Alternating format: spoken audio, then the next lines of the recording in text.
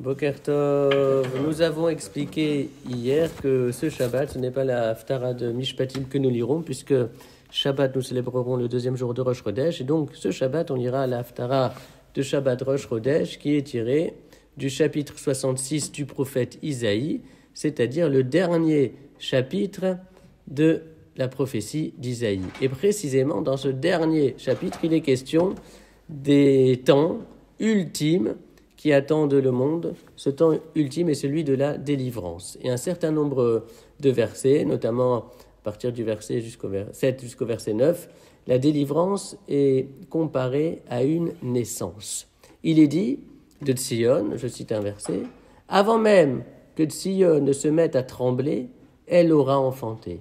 Avant même que ne viennent à elle les douleurs de l'enfantement, un garçon sera né. » Fin du verset.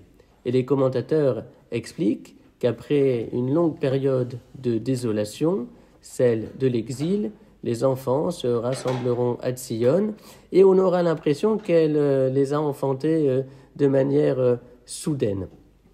Et donc, dans ces versets, la délivrance est annoncée en termes de naissance. Et le rapport avec la néoménie, avec Rosh Chodesh, c'est que c'est également en termes de naissance que la langue hébraïque désigne le renouveau de la lune, car on appelle le renouveau de la lune molad.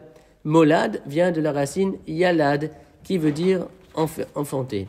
Et cette thématique de la naissance liée au temps, on la retrouve également dans la désignation de l'année embolismique, c'est-à-dire de cette année qui contient non pas 12 mais 13 mois, comme c'est le cas de cette année, puisqu'il y a Adar Aleph et Adar Bet.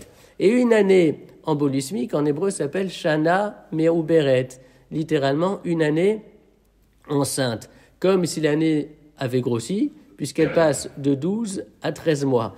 Mais surtout, il y a dans cette désignation l'idée selon laquelle le temps peut être fécond, le temps doit être fécond. Shana Me'uberet, c'est une année enceinte, c'est-à-dire que après la fin de cette année, l'enfant qui va naître doit être un bel enfant, une Shana Me'uberet, qu'à la fin de cette année, le monde entier puisse dire Mazel Tov à l'occasion du monde nouveau qui sera apparu.